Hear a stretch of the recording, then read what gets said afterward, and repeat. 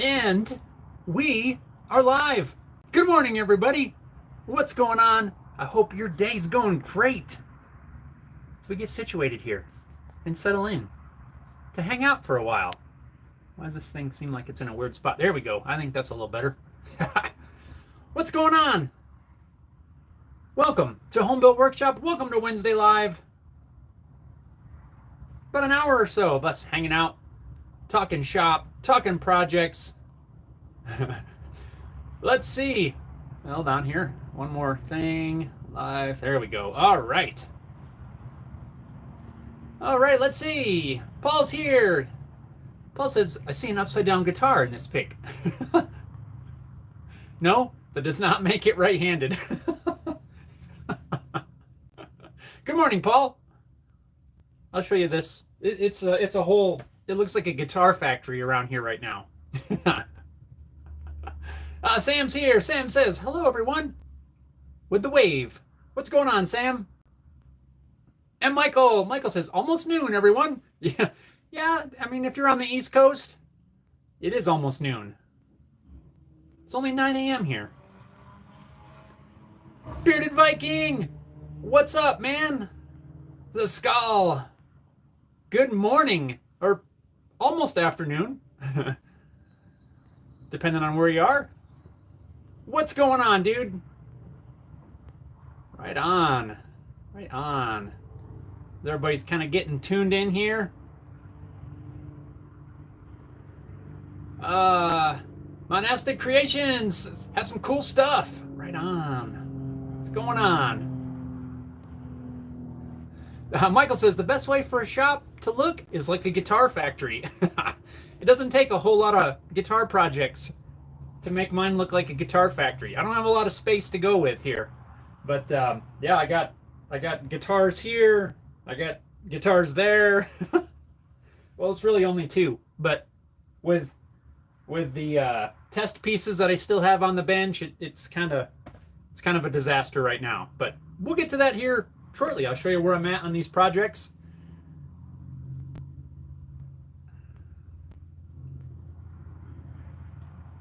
Monastic says, gotta go power wash my cactus. Oh, that's funny. That's something you don't hear every day. Michael says, cut your shop in half and welcome to mine. Well, I don't know. It wouldn't take much to cut this one in half. It's pretty small. But those of us with tiny shops, we're efficient, right? You have to be, at least to some extent, because you just don't have room.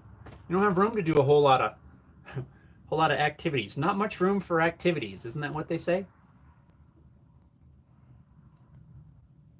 Bearded Viking says, happy to be here. And yes, it's almost afternoon. LOL. So glad I made it this week for your live, brother. Right on, man. Me too. Thanks for tuning in. I've been able to catch a few of your lives, and definitely a fun time. Right on. Thanks for tuning in, man. Appreciate it. What are you working on today, Bearded Viking? Any projects in the works?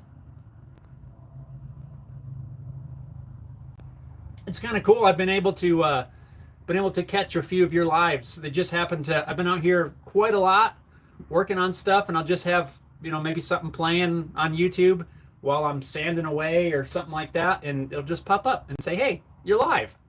So looks like you do a lot of lives, which is cool. I've been thinking about maybe doing some more myself. Sam says screen ads keep pushing the chat down the screen. Darn it. Those darn things. Let's see. Monastic Creation says my shop is 37 feet long by 7 foot insulated shipping container. That sounds like more space than I have. Mine's, I don't know how wide this is. It's not very wide. 8 feet wide. Yeah, I think I added it up once and it's like 120 square feet or something like that of actual space that I have to work. Maybe a little more, a little less. I'm not really sure. I don't remember. But it's not a lot. 37 feet long, all for a shop. To me, sounds mighty nice. Donna's here. Donna says, "Coffee up, coffee up." A big coffee cheers to everyone.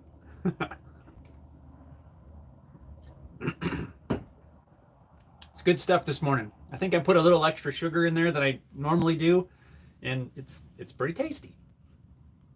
And Gina's here. Gina, good morning. Gina says hello. Hello and welcome. Hope your day's going good so far. And Jimmer says, all I can say is Monte Carlo. I know, darn it. For those of you that need a little more clarification on that comment, my first 2 cars I ever owned were Monte Carlos. I had a 1980 Monte Carlo was my first car. My second car was an 87 Monte Carlo SS, and I want another one so bad. And Jim is a mechanic, and he had one come in the shop yesterday. Maybe you're still working on it. I don't know. Super nice. And now I want another. Well, I always want another, but every time he sends me pictures of something like that, darn it. Anyway, Jimmer, hope your day's going good, man.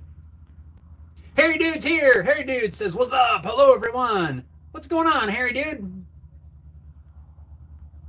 How's Australia this morning? Are you staying warm? What are you working on today? I hope you're not like wrestling with power amps or something like that." Monastic Creation says, "It's awesome." Yeah, it sounds awesome, dude. Gina says, "Sounds about right. A large shop would be a dream." Yes, it would. Till it comes time to clean it. And Mike Johnson's here. What's going on, Mike? Mike says, "Good morning." Bearded Viking says, "That's awesome. Happy to see you on the lives. Today I'm on site at one of my remodels with the crew getting sweaty. I have a company building custom homes and remodels. Got to pay them bills." Yes, sir. I know what you mean. Right on. Right on. Well, I'm glad you can sneak away for a few minutes and, and hang out here. Time Surfing Alien says, "An 8x12 spare room in my house is my work area." Hey, that sounds perfect. Sounds perfect. Right on. Bearded Viking says, "Harry Dude." Michael says, "My shop's a 10x10 converted storage unit." There you go. That'll work. Time Surfing Alien says, "A 78 LeBaron was one of my favorite cars." Nice. Bearded Viking says, "I have a 72 Malibu Coupe. That's my baby." Yeah, I like that style. Right on.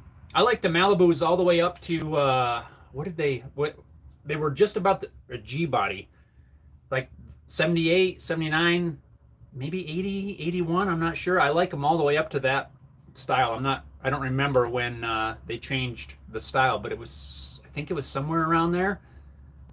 Those are cool. I like all those, the G bodies, the Monte Carlo, the Regal. I forget what they are. There was quite a few that were the same.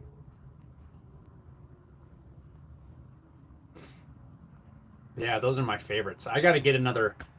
I've been itching to have some sort of a project car. I think would be cool. It'd be lots of projects, lots of video ideas that I could come up with out of there. One of these days, I want to find something. I think that would be cool. What do you guys think? Would that be fun if I found some sort of car and just sort of did kind of an extended video series? I think that would be fun because I love wrenching on cars and doing stuff like that. I think it'd be awesome. I just got to find one that's a good deal. They seem to be, the prices on a lot of these things have shot up a lot.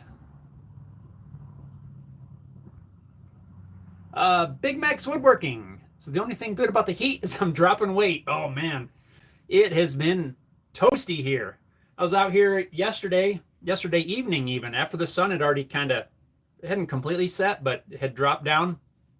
And it was like 88 degrees in here. It was ridiculous working on these guitars. Monastic. What's go? Michael says 68 Chevelle SS is my dream car. Well, you and me both, my friend. You and me both.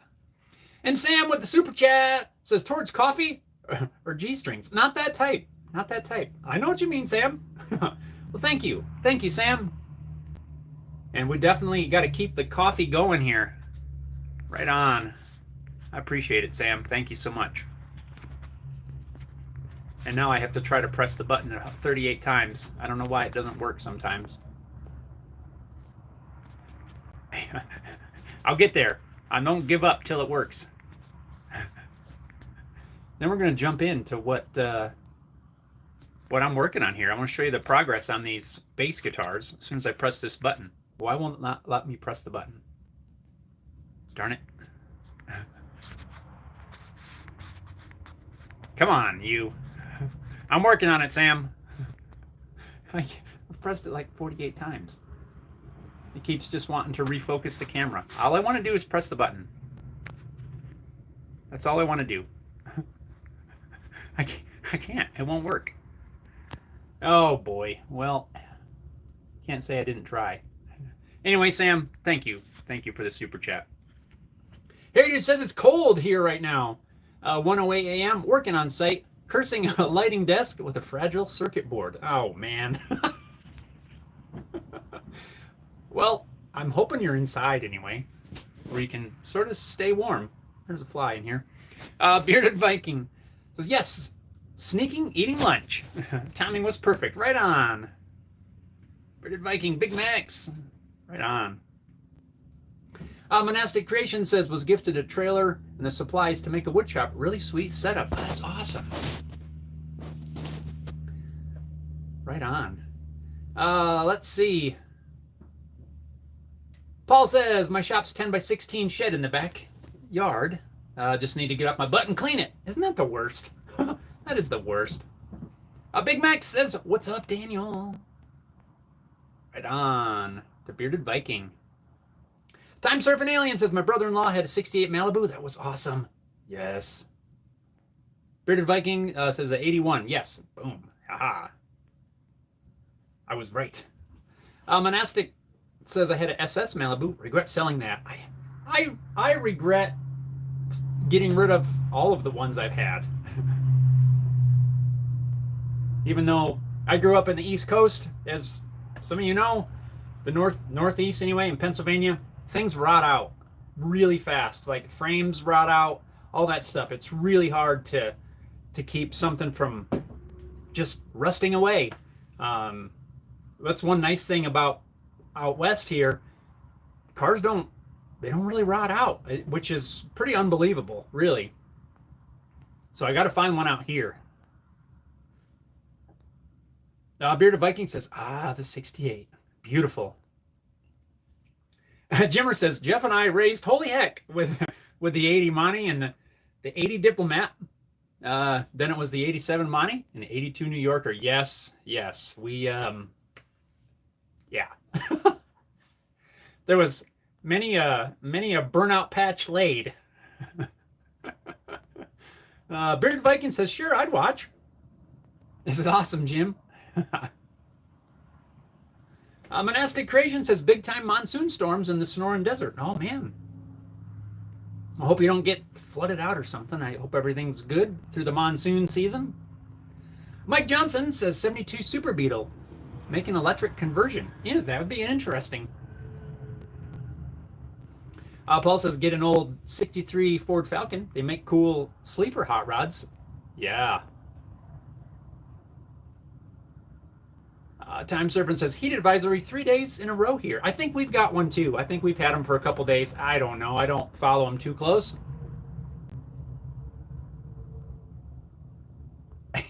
Jim says, super chat. Gina's getting undies. Uh-oh. Time Surfing Aliens. Come down south. Lots of classic cars, trucks sitting in fields and barns. Yes, that's what I need to find. Just an old barn find, sitting out in the field. And I see several of them around here. I think, man, that'd be cool if I stopped and, you could buy whatever the thing is. I think that'd just be so cool. Bearded Viking says, oh yeah, saltwater air on the coast here in Charleston, and it's a big problem. Yeah. Yep. The other big problem where I grew up in Northeast Pennsylvania is road salt. I lived very close to the New York State border, and New York does, they put down tons and tons of road salt, and I believe Pennsylvania does too, but not quite to the extent I think that New York State does. And that salt just eats everything away. It's like, yeah, it is really hard to keep things from rusting out. Michael says, I'm trying to make guitar building my business, so definitely got to get a bigger place so I can get bigger tools. That is a bit of a challenge, and actually something that I'm kind of wrestling with right now, especially when it comes to stuff like a bandsaw. The bandsaw is kind of a sticking point for me. I don't even know if that's the right word. I have a 10-inch benchtop bandsaw. I use it for a lot of things, and it works great. But the resaw capacity on my bandsaw is only about 5 inches. Actually, it was just under 5 inches, like 4 7/8 or something like that. I did modify a couple things so I could get just over 5 inches. So you can't do a whole lot. Stuff like these guitars that I'm working on, there are times when I want to be able to resaw my own material. And I used to have a local lumber yard here that had some really awesome resaw equipment. Unfortunately, they have moved locations, and I no longer have them anywhere nearby. For resawing things, I would take stuff out there and resaw it. So I'm struggling a bit trying to find good ways to work with thicker material and to get things resawed. So I keep thinking I got to change out I got to replace or add a bandsaw, and trying to find the space. That's that is a challenge in a small shop. Like I said, it's one that I'm kind of trying to work around right now. I spent quite a lot of time thinking, pondering, and just envisioning what could I move around, where to put in where could I put the bandsaw. But that is one tool right now that I know would be extremely useful. I just got to find the space, and that's the hard part, because it's a give and take, right? If you have to move stuff, you got to move something to fit in a larger tool. You're giving up. It's a give and take. I guess that's all I'm saying. And it's a challenge. 77 Rockets, what's up? Says, morning, Jeff. Hope all is good with you. Right on. Bearded Viking says, Rocket Man. Michael says, yeah, everything rots really fast here. I'm PA. Right on, right on. Yeah, it's crazy. It's crazy. 77 Rockets, what's up, Daniel? Right on. Welcome. Harry Dude says, in a cold warehouse right now, but my normal workshop is a 5.5 meter by 5.5 meter double garage. So roughly, 32-ish by 32? Sam says 27 Celsius, 44% humidity in the UK. Jimmer says, had to slow down, started building old Jeeps. Yeah, Jim's got some cool Jeep projects. He's even been in a few off-road magazines, which is pretty awesome. Bearded Viking says, oh yeah, the old snow road salt. Yeah. Paul says, Michael, how big is your space? 90% of my space is guitar building, 160 square feet. Yeah, you don't need a ton of space, to be completely honest. I mean, I know I don't work in a ton of space, less than 160 square feet, and I just touched that, and I forgot that it's a little bit wet. Whoops, hope I didn't leave a fingerprint. Bearded Viking says, I battled with resaw capacity for years and reached out to Grizzly, sent me 14-inch with 12-inch resaw. Love it, love it. You might get lucky and they'll send you one day. Or send you one day. There you go. Yeah, you never know. Might be worth a shot. Time Servant says, was putting gutter on an old lady's house, seen a Plymouth Roadrunner in her barn, asked about it. She was keeping it until her son returned from NAM. Still sitting there, I imagine. Oh, man. Paul says, my Laguna takes up about 6 square feet. Yeah, I was at Woodcraft. When did I go there? I had to go pick up a couple things last week? Last Friday, I think it was, and I was looking at them.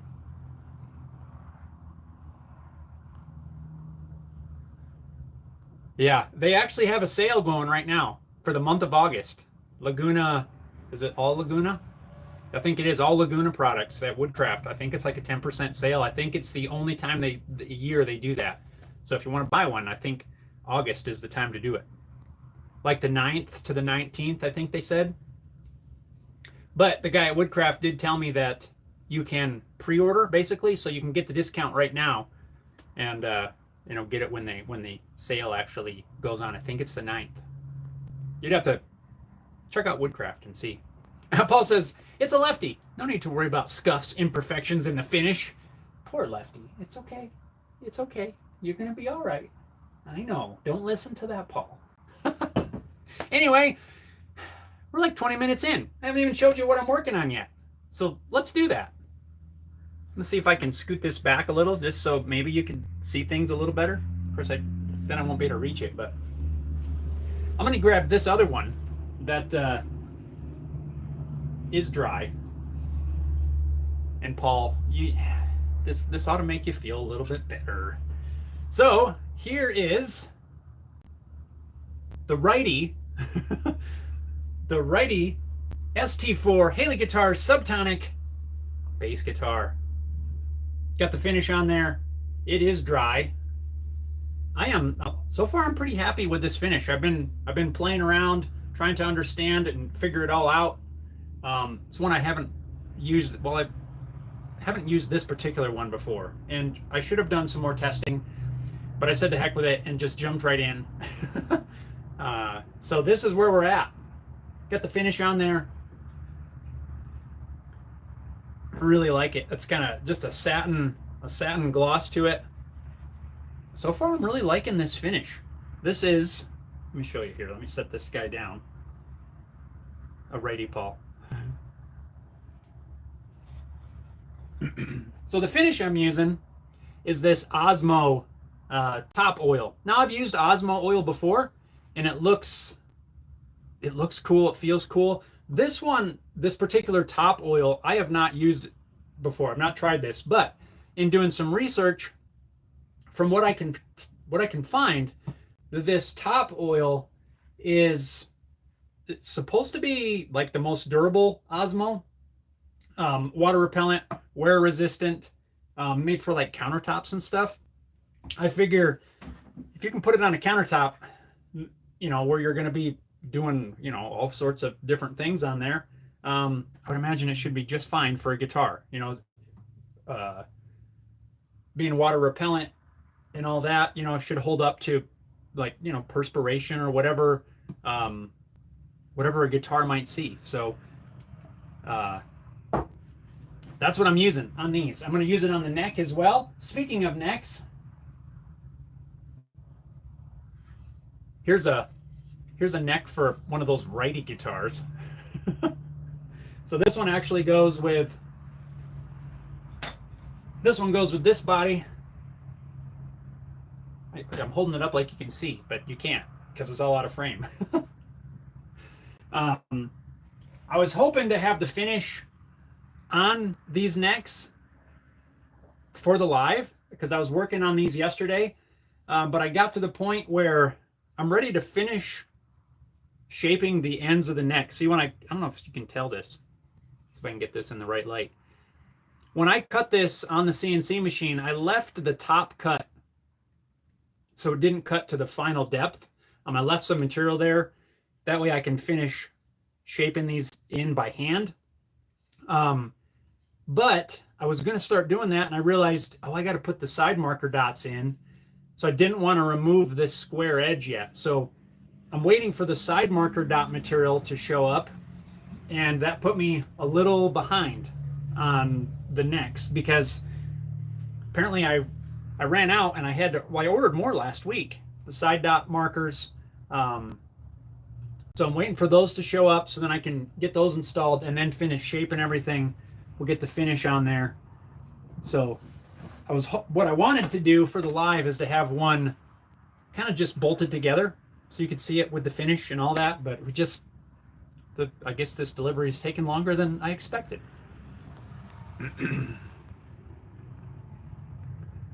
So that's where we're at on the guitars. Finish is on the bodies and the control cavity covers. The necks are all fretted. Like I said, I just got to do the side marker dots, fine tune the shape of the neck, sand the necks, finish the necks, put the finish on the necks, and then really it's just assembly. Oh, I want to get your guys' opinion in here in a second, but let me catch up on the comments here. Let's see. Michael says, just gives the guitar some character. And Sam says, don't forget to smash the like button. It's free. Well, don't smash it because you might break your device or whatever. You just gently press it. Paul says, she's pretty. Love the end grain and character. Or love the wood grain. Yeah, you know what? After I put this together, I decided to make the righty. I decided I liked the grain on the righty better, and I'd wished I'd have made this the lefty. But I didn't. So the righty's going to have cooler grain than the lefty. Let's see. I can probably do this without dropping it.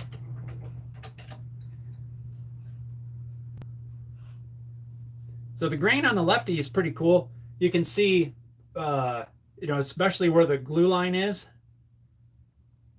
I guess it depends on the light. Depending on where the light is, it's really dark. It's really not that dark. But yeah, this is the lefty. I do like the green on the other one, but it's fine.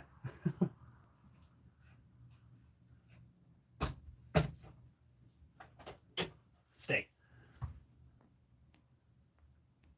Let's see. Big Max Woodworking says those guitars are very beautiful work, brother. Well, thank you. Thank you. I appreciate that. I am definitely really happy with this. If you haven't been following along for like the last couple years, really, huh, Harry dude? I've been talking about building a bass guitar for a very long time. It's been something that I've wanted to do.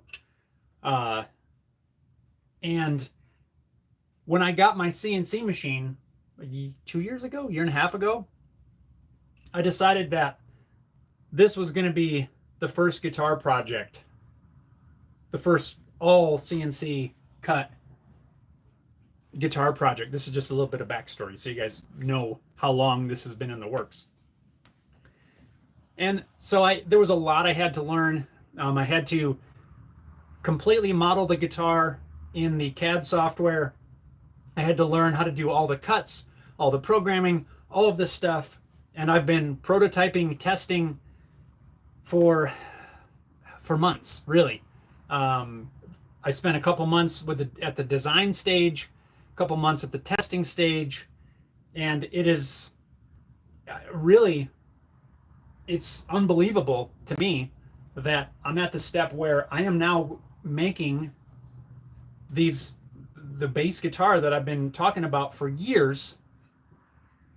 It's coming together. It's the feeling of satisfaction of being able to do this, to be at this step. It's unbelievable because it literally has been in the works for like 2 years or more, and we're finally at the step where it's happening. Like, it's real. I'm almost at the assembly stage.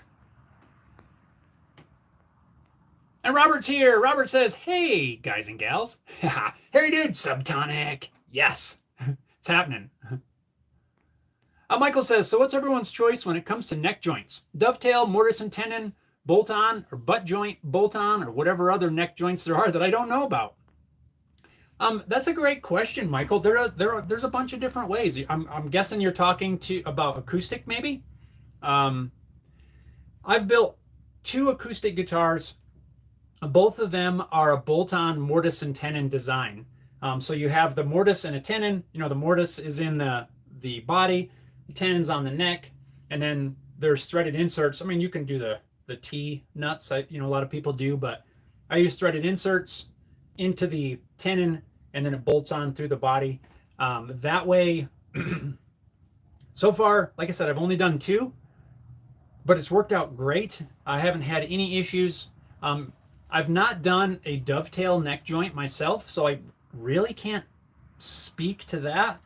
I do know that it is a lot harder to get that thing to fit properly. That's not saying there's anything. I'm not saying there's anything wrong with it. It's, if you can make it happen, that's awesome. But I've had no issues with the bolt-on mortise and tenon. It's a pretty common neck joint, and I don't know. It's worked out well for me. But I'd love to hear if anyone else has some thoughts on that. So if I was going to say, Michael, my choice would be a bolt-on mortise and tenon for an acoustic. Robert says, looking good, Jeff. Right on. Thanks, Robert. KK says, hello from Greece. The heat is getting on our nerves, but I'm drinking iced espresso. Watching my good friend Jeff's show. Hope we can host you sometime. Greetings from my Telecaster as well. Right on, KK. Well, I don't have an iced espresso, but I got a regular hot coffee here, and I'll give you a cheers. Right on. Hope you stay cool over there in Greece. It has been hot here as well. Yeah. I think we got another day or two of the heat before it drops a little bit. Big Max Woodworking says, show some love and hit the like button. Right on. Thanks, Big Max. Appreciate that. Sam says, I don't mind watching the ads to help the channel, but YouTube makes them unskippable and a load of toot. Paul says, I hate when I get to the point of getting something finished and realize I need to order parts for it. Yeah. I didn't decide to make this right-handed guitar till I think it was early last week. So then I had to quick go through, figure out what I had, what I don't have, and place some orders for some parts. And the side dot material was one of the things that I needed to order. I thought I ordered it in plenty of time. It's just taken an extra day or two to get here that I didn't really plan for. And I don't know. You know what's the worst though? Right? So I placed a couple of orders from different places. I'm like, okay, I got everything covered. And then a day or two goes by. I keep working along. I'm like, oh, let me grab the thing to fit it up. Like, I had to do the jack plates. I'm going to use these little football jack plates.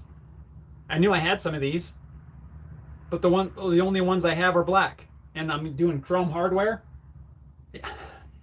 So I had to go back, place another order from a place that I had just ordered from because I don't have chrome.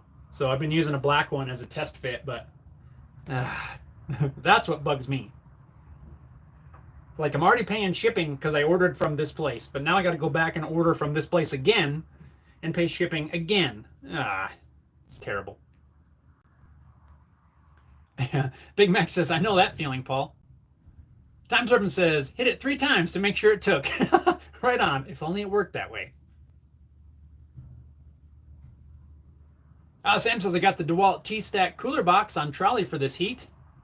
Right on. I hope everyone stays cool. Everybody stay hydrated. It sounds like it's hot everywhere. Especially those of you that are outside.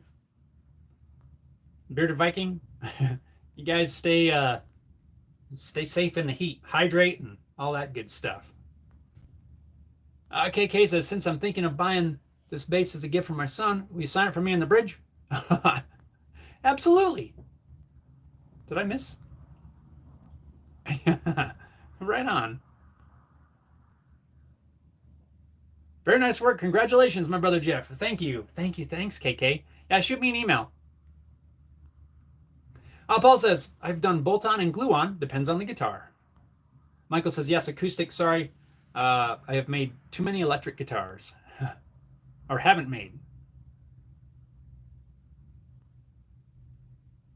Right on. Drissy Guitars, what's up? Good morning. Jimmer says, Jeff bought another Mach 1 frame. Oh, from 89, which matches my 83 stickers. Slowly collecting parts for the kid to assemble. Oh, dude, that's cool. Paul says, I have a buddy at Lame Horse Guitars who uses a specially designed bolt-on neck system for his acoustic builds that holds the neck on and allow adjustments. Yeah, I believe you mentioned that before, which sounds super cool. You know, one of the neck joints that I would like to try is where it's completely bolt-on. So on the two acoustics that I've done, the mortise and tenon bolts into place, but you do have to glue the fretboard extension down. I want to try that design that I keep seeing around where the tenon still bolts into place, but then there's also a block, excuse me, under the fretboard extension, and that also bolts down. So the whole thing is bolt-on. That's one I want to try. Michael says, I would like to figure out the Taylor neck joint system and create my own system because it makes action adjustment fast and easy. Harry Dude says, would you consider selling your CNC-made guitars as kits? Harry Dude, that is a great question, honestly. And yes, I have actually been thinking about that. What if I cut it out and it just sell it as a kit? Yeah, I think I would. I'm totally not against that at all. A couple things I was thinking about around that idea are I would not do a paddle headstock because I still want it, at least at the moment, I don't think I would, because I want it to keep that shape, because I don't want it to be like a total, customized. I still want it to sort of be a Haley Guitars. I don't know if that makes sense. Basically neck, body. Yeah, I thought about that, and maybe I should try it. I think it's a great idea. Time Serpent says, good idea, Harry Dude.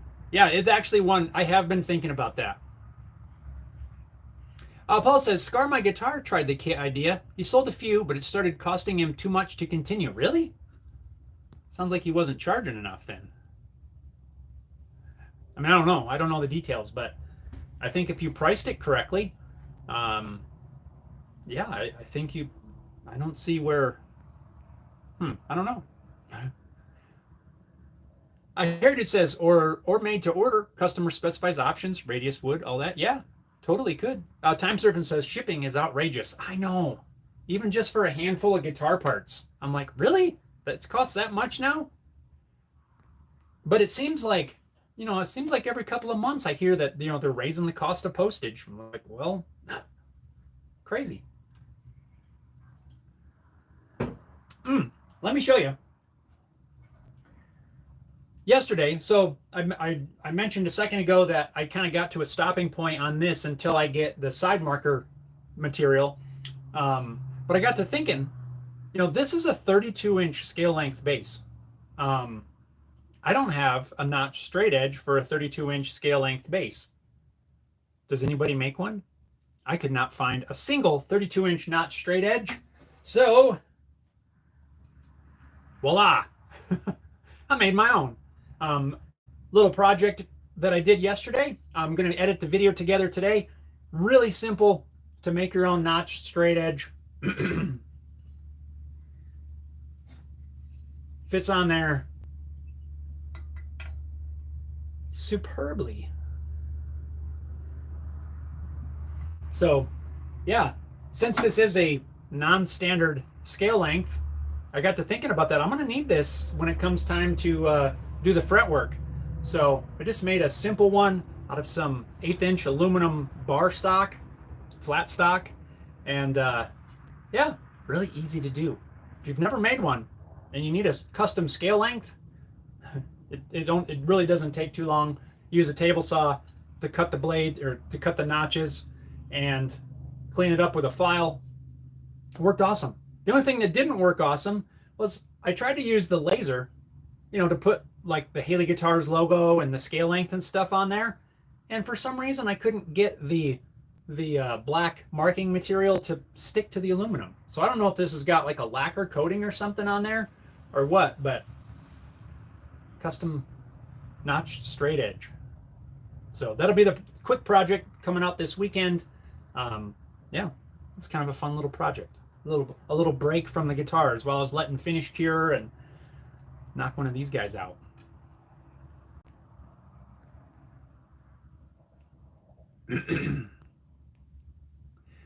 Sam says, perhaps get a guitar tattoo. Yeah, I mean, yeah. Robert says, I don't really care for the Fender style headstock design anyway. Harry Dude says, Neck Check Guitars. I have a couple of their notch straight edges. Really? I'll have to check that out.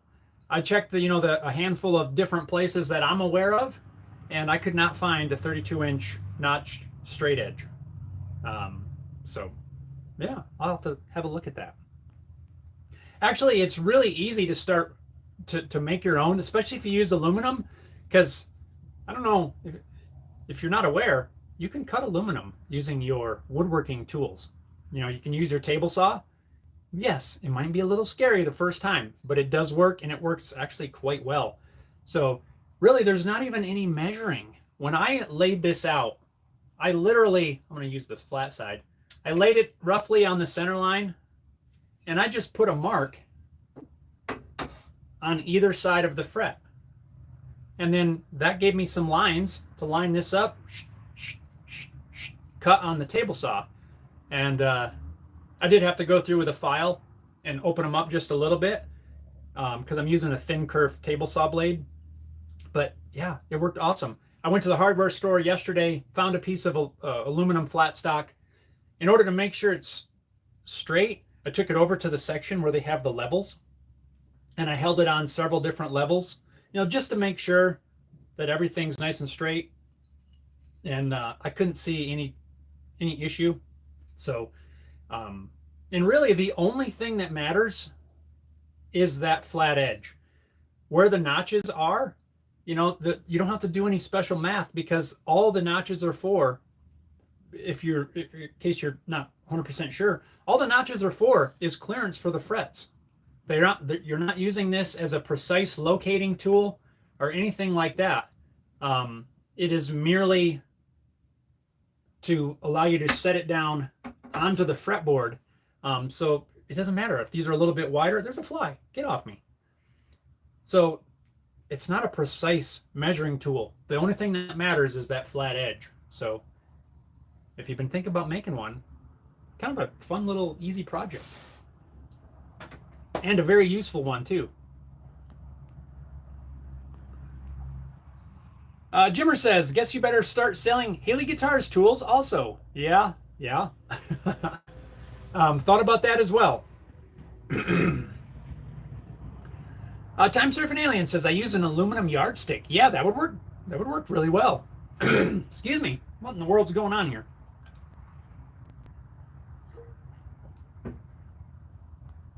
Aluminum yardstick and a triangle file. Yeah, you could totally do that. I mean, all you gotta do is, like I said, you gotta just make room for the fret. The location is irrelevant to anything. As long as your fret fits over there and the flat edge of whatever you're using can touch the fretboard, that's it. That's all you have to do. Jimmer says, yes, those aluminum metals from box stores have a coating on them. Wreaks havoc when you try to weld it. Interesting. That's the only thing I could figure. I cleaned it with acetone and alcohol. The coating, the black coating still wouldn't stick after lasering it. I sanded it with, what is that? 400 grit. Sanded it with 400 grit. Cleaned it again. Reapplied the coating, and it still wouldn't stick. So, the coating is it's a laser metal marking coating. So you paint this stuff on there, and then you use the laser to burn that coating into the metal. It's got to have something still on there. So I was thinking about maybe I'll try running this through the drum sander very, very lightly, just so that it makes contact all the way across. And maybe it'll remove that coating. I don't want to reduce the thickness of this though. That's my only concern. But I would like to burn my logo and stuff in there. So I don't know. It was kind of annoying. I probably tried it 4 or 5 times with different power on the laser. I mean, I even cranked the thing to like full power, slowed the speed way down, and it didn't work. So it's got to have something on it.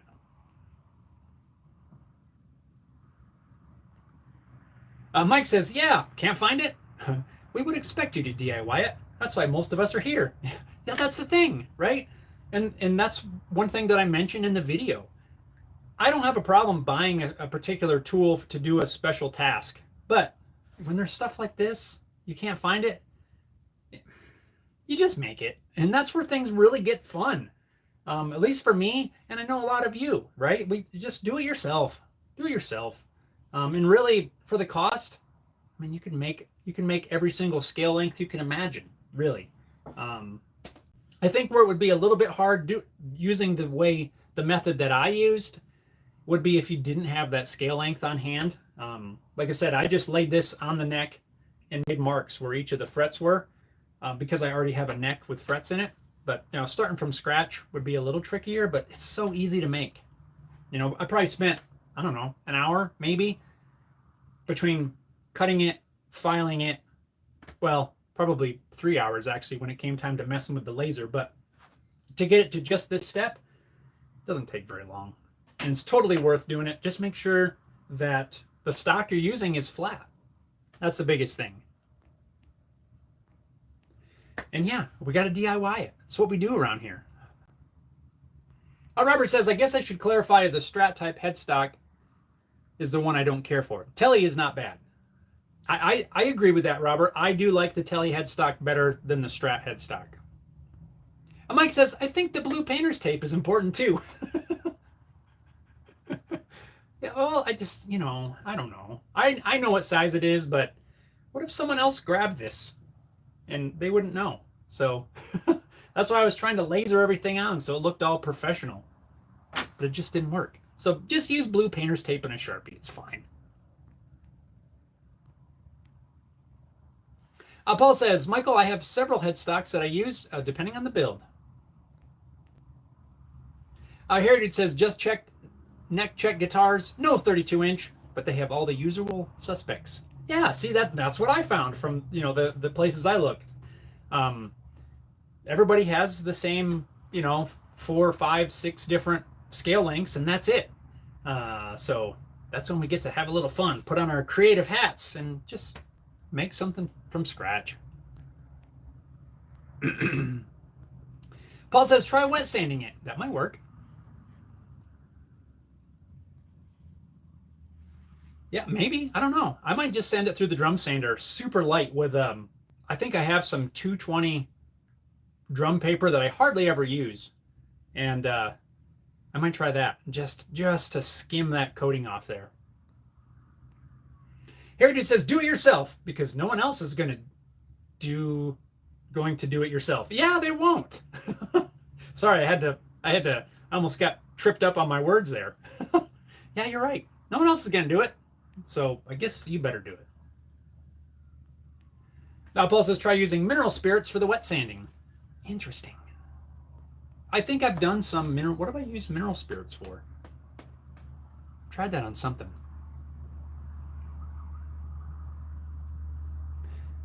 Mike says, using an online calculator for measurements, easy. Oh yeah, there you go, from scratch. Yeah, that's what you'd have to do, and then you'd have to carefully, mark it out, but still not a big deal. You could do it. Robert says, the Strat type headstock always seems to be too bulky and oversized. Yeah, it's kind of large. Jimmer says, yeah, we DIY it. That's what we do. The next t-shirt. I like that idea. That'd be kind of cool. I hear a siren out there. Hopefully it's not coming through, but it might be. Michael says you could use. Here comes the siren. There's always a crash of some sort. Always. Michael says you could use your slotted straight edge as a regular straight edge as well, since the back is solid. Yeah, you absolutely could. I left this, you know, untouched because I thought maybe someday I could, if I needed another scale length, I could put it on the back side. But yeah, that actually might be a good idea. Just leave it as a straight edge. I kind of like that idea better. And just have you just have the notch side and a straight edge side. Of course, after a while, you'd have a ton of straight edges, but I guess that's not a bad thing. Yeah, that's a good idea.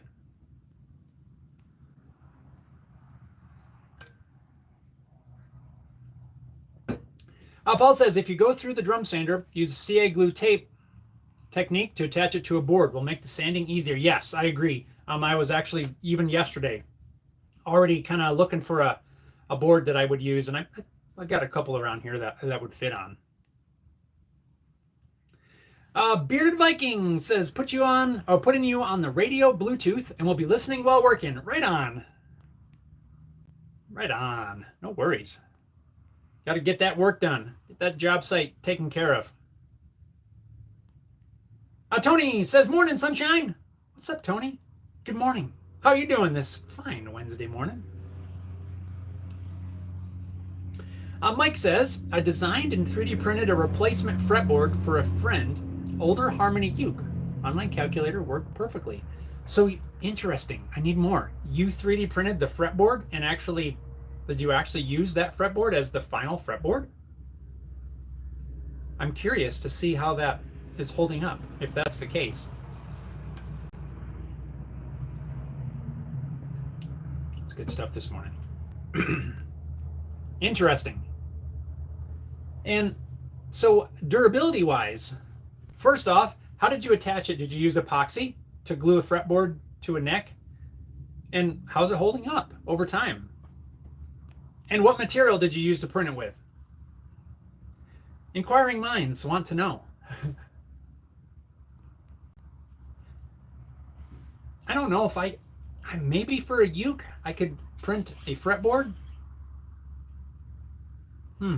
That's interesting. That has my brain turning.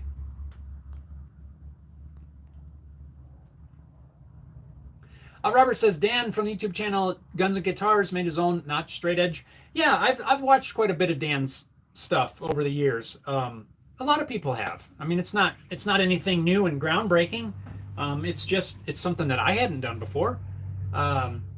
So that's why I decided we'll go ahead and film it, because it's easy to do. Yes, there's other videos out there, but I mean, the idea is the same, right? Something straight, make notches for the frets, and that's it. It is something I needed, like I said earlier, no one else seems to make, so we're just going to DIY it. Yeah, I haven't seen a lot from Dan in quite a while. There was a couple years ago, I had contacted him to see about some sort of, I don't know, collaboration. And it seems as though he was busy with something at the time, and we just never kind of got back to it. Robert said he used aluminum yardsticks to start with. Yeah, the yardsticks would work good. I looked around, trying to find something that was sturdy, but I also didn't want something that had a bunch of writing already on it. I don't know why. I thought about like a framing square. They make an aluminum framing square that's pretty stout. It's thicker than this, and that's what I really wanted to use, but I didn't want all of the writing and the branding and stuff like that on there. I wanted something that was just plain. I thought about maybe buying the framing square, sending it through the sander to clean everything off, which wouldn't be a bad option. But I found this. This was like a 36-inch length. I should have got the 48-inch length, and then I probably could have got two of these or had enough for a whole nother set. But this is going to work fine. 1/8 inch, it's fine.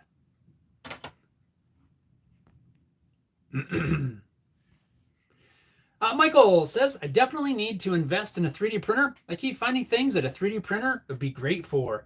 I have used the 3D printer for so many things now.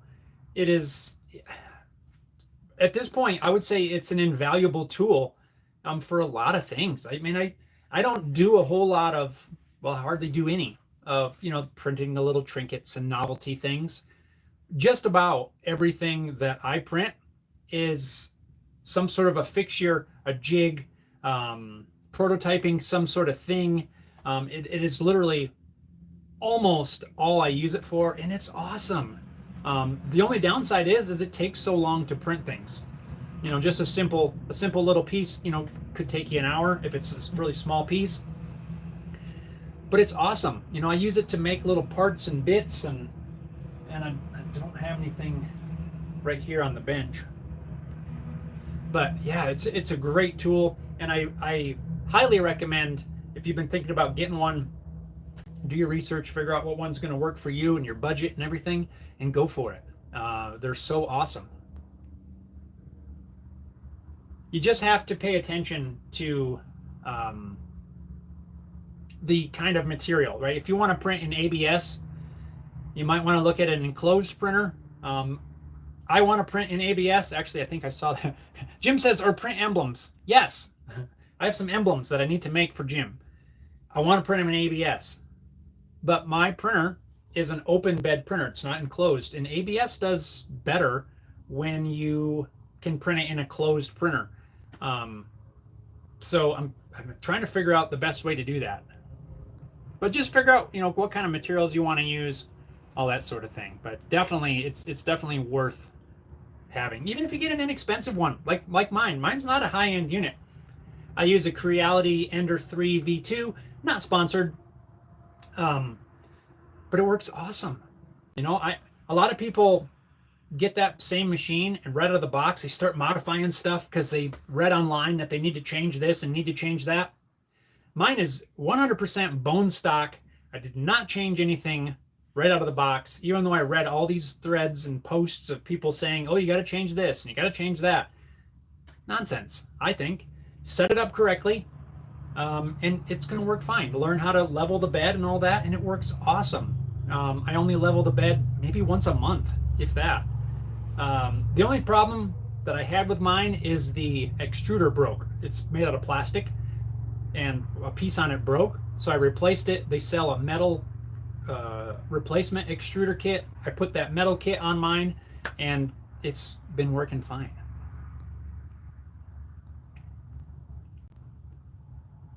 Mike says the fretboard was screwed on, and I did multi-prints for him. Initial prospect was PLA, and then used PETG. The original wasn't wood, but plastic as well. Interesting. Oh, the prototype. Gotcha. Yeah, Jim, print emblems. Yes, I get it. Yeah. Trying to figure that out. Paul says, I made myself a set on my table saw, just marked them off, clamped to my crosscut sled, and remembered, after tripping it, to enable bypass to cut metal. Dang saw stop. Yeah, that's the thing. If you got a saw stop, you got to bypass that brake. I don't have a saw stop, so I didn't have to worry about that, but... Robert says, yeah, Dan does not seem to be posting as much as he used to. The last few I've seen, he was working on starting up his own bass line of guitars and using the CNC to cut them out. I have seen that, where he's building the basses. I think he's a bass player, but yeah. He definitely has a lot of pretty cool content. Mike says a need to vent fumes with ABS. I've tested with mine. Mine's an open bed printer, and it's in the house. I don't have it out here. It's too dirty out here. I never got any fumes. And, I read that people were getting fumes from ABS. I never smelt anything weird. I don't know. I don't know if it's different filaments and stuff. I don't know what it is, but the filament that I used, I didn't get any weird fumes.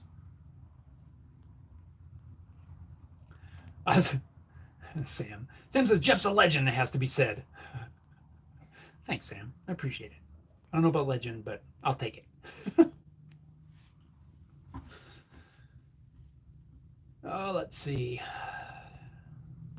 Paul says, yeah, I wanted to save money by making my own fret scale rulers, and cost me $150 for forgetting to bypass. Oh, no. Should have just bought another set. Darn it.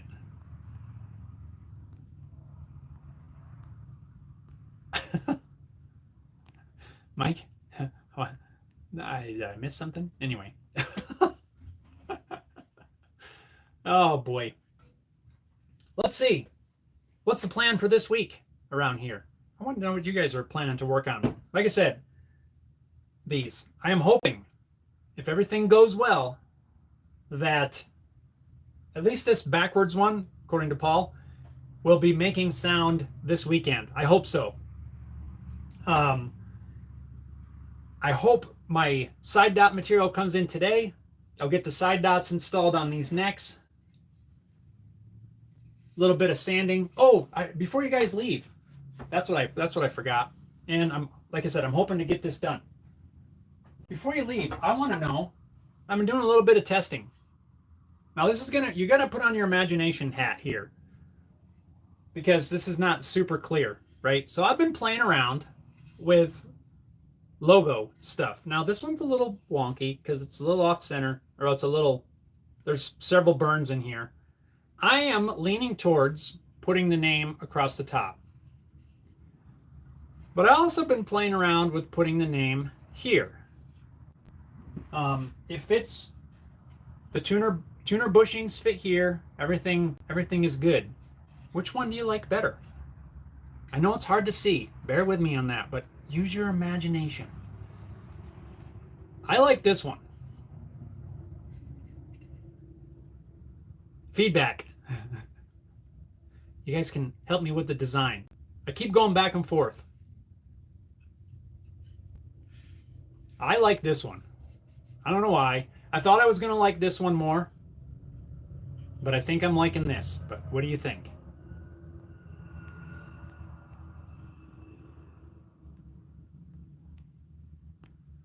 Oh, Mike says, lost your sense of smell. Oh, I got you. Yeah, maybe. I don't know. Paul says, got another order for 4 guitars. Right on. Awesome. Says, finished the last one the other night. Nice. Time Surfing says, across the top. Paul says, top looks nice. I vary mine depending on the headstock.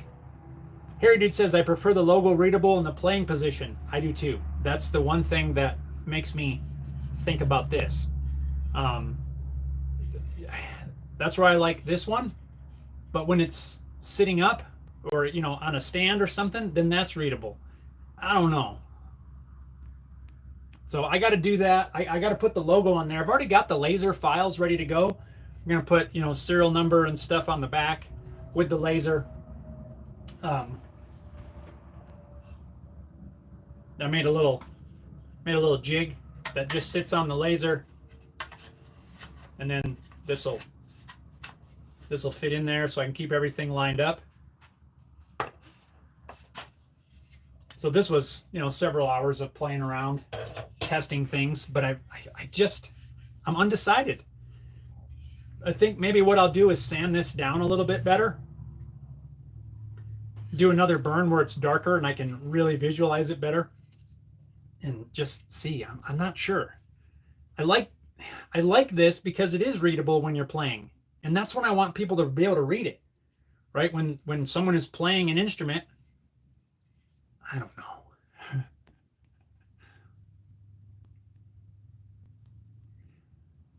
Michael says, I'd say top because strings would get in the way of the center logo. Yeah, I know. That's the other thing I like, though, is because it's bigger. I don't know. I can't decide. Mike says, if the screws will block the logo, then the top. I like the side. Yeah, I'm unsure. I might have, I might have a string tree in the middle. That's a good point. Screws. You mentioned screws.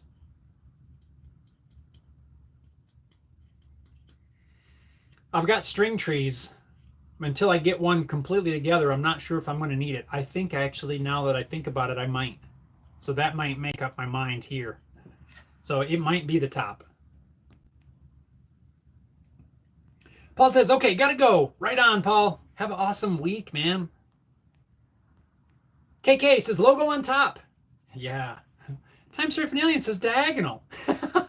Yeah, just, I thought about making it like literally the size of the headstock, and just burning the whole thing across there. And then the tuner bushings would just land where they land and the logo would be there. But I think that's sort of what Talon Guitars does. Have you seen the Talon stuff? I'm pretty sure he's just got a giant logo on there, which is cool. But I'm thinking that immediately came to mind when I thought of that idea.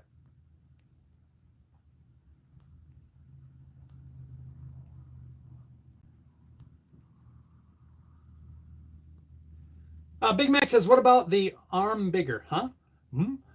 Arm bigger?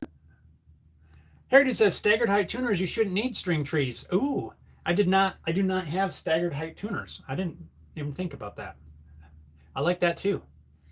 Well, maybe the first run, we'll have it up here.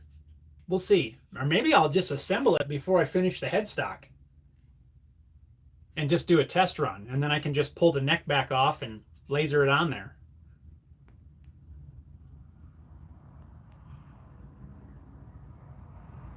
Robert says, I like the one that's more horizontal. The one across the top seems off somehow since it doesn't follow the contour of the headstock. I could angle it too, but then it would be like this.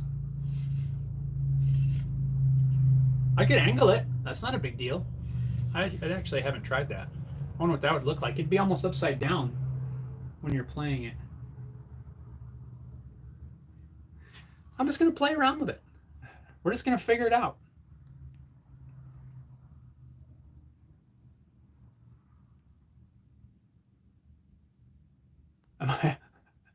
Mike says, playing position, don't change what you've done with all your guitar builds. Yeah, see, that's the thing, because they all are in the playing position. That's why I'm liking this one. Heritage says, logo on the body just above the neck joint. Yeah, funny you should mention that. I've got a test file that I was playing around with, that exact idea. Putting it right here. That was a plan. And I'm not against that at all. Like I said, I've created the file for it already because I was thinking about that, because I do like that idea. But I also like it on the neck too. Michael says, time to go build something. Have a great day, Jeff, and everyone else. Right on, Michael. You have a great day too. I'm going to get to building something here in just a couple of minutes. Mike says, 12th fret logo? Yes. There's so many options. I mean, there's so many things that you could do. That's eventually, once I get this mini batch done, I probably will change up the fretboard design. Right now I've got just your standard dot markers. I probably will do something a little different, and I would like to have some sort of an inlay in the middle with the logo on it. I think that would just be cool. And yeah, I think it'd be awesome. It will not work with these necks, I don't think, because I have the dots in already. But there's so many options, so many ways you can go, and different things you can do. I'm trying to figure out what do I want to do for these to get these done. These are like the prototype demo units. Not really demo units, but you know what I mean. The first batch.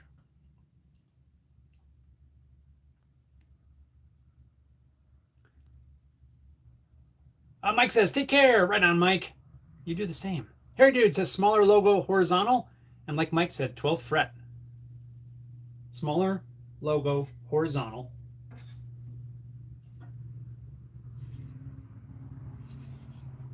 This way, you mean? Or this way?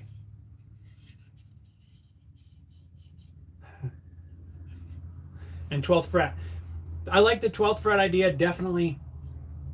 I really don't feel like I can do it on this batch, though, because I've already done the dot inlays. But I like it. Mike says, Builder's Edition neck. Yeah, I like that. This is the Builder's Edition. As we're figuring things out. Yeah, I like that.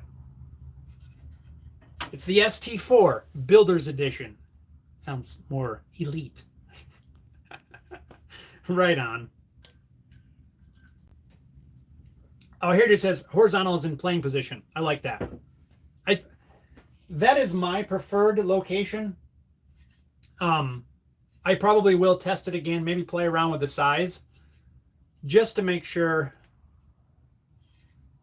I got to have room for if I need a string tree. I hope I don't need a string tree, but I might, because this is not a scarf joint. Or I need to swap it out for staggered tuners. Huh, let me look around for those. Anyway, guys, I think that is going to wrap up Wednesday Live for today. What is today? The last day of July? Tomorrow's August 1st, I think? Good grief. Where's the year going? It's crazy. So anyway, everyone, thank you for taking some time to hang out here at Home Built Workshop, talk about stuff as we do, DIY. And hope you guys all have a great week. I'm going to get out of here, get to work. I'm hoping that mail delivery comes today and I can continue working on these necks. Meanwhile, I'm going to go edit some video for a few minutes. So thanks for tuning in. Always my pleasure to hang out with all of you. And hope you guys have a great rest of your week. Get out in your shops, build some cool things, work on some projects, and all the good stuff. Be safe, stay well. Thanks for tuning in. As always, thanks a lot for watching, and we'll see you next time. Thanks, everyone. Appreciate you. Here we go, hitting the button. Later, everyone.